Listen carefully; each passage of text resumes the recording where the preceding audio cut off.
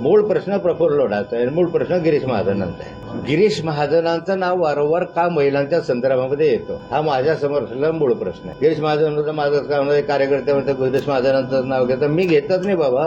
पहिल्यांदा असं आहे की प्रफुल्ल लोढाने गिरीश महाजनांच्या संदर्भामध्ये म्हटलं की याचे सगळे पुरावे माझ्याकडे आहे. जर हे मी बटन दाबलं तर सगळा हिंदुस्तान में टहलका मच जाएगा असं त्याचा शब्द आहे, माझे नाही आहे. हे गिरीश महाजनाविषयी बोललेला प्रफुल्ल लोढा आहे. मग प्रफुल्ल लोढाने गिरीश महाजनांचंच का नाव घेतलं? गिरीश महाजनांचे एका IAS महिला अधिकाऱ्याशी संबंध आहे असा आरोप मी नव्हता केला, तर अनिल थत्ते नावाच्या एका पत्रकारानं केला होता. पण त्यांनाही गिरीश महाजनांचंच नाव त्या IAS महिला अधिकाऱ्याशी का जोडावं असं वाटलं? तिसरं महत्वाचं असं आहे की महाराष्ट्राच्या विधानसभेमध्ये माननीय अजितदादा पवारांनी विधानसभेमध्ये हे सांगितलेलं आहे. त्याची क्लिप मी तुम्हाला ऐकून दाखवतो, नंतर मग तुमच्याशी बोलता ऐकून दाखवतो. माझं भाषण होतं,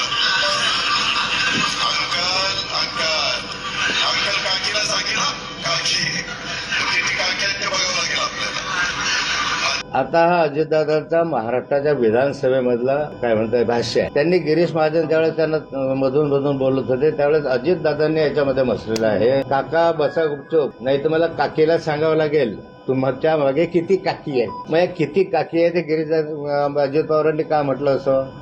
गिरीश भाऊंच्या काकीशिवाय आणखी किती काकी आहे हे तर मी म्हटलं नव्हतं, अजितदादांनी म्हटलं. काल अजितदादा म्हणाले की पुरावा द्या. आता पुरावा द्यायचे दादा गरज काय, तुम्ही स्वतःच बोललेले नाही, तेवढे पुरावे तुम्ही शोधायचे.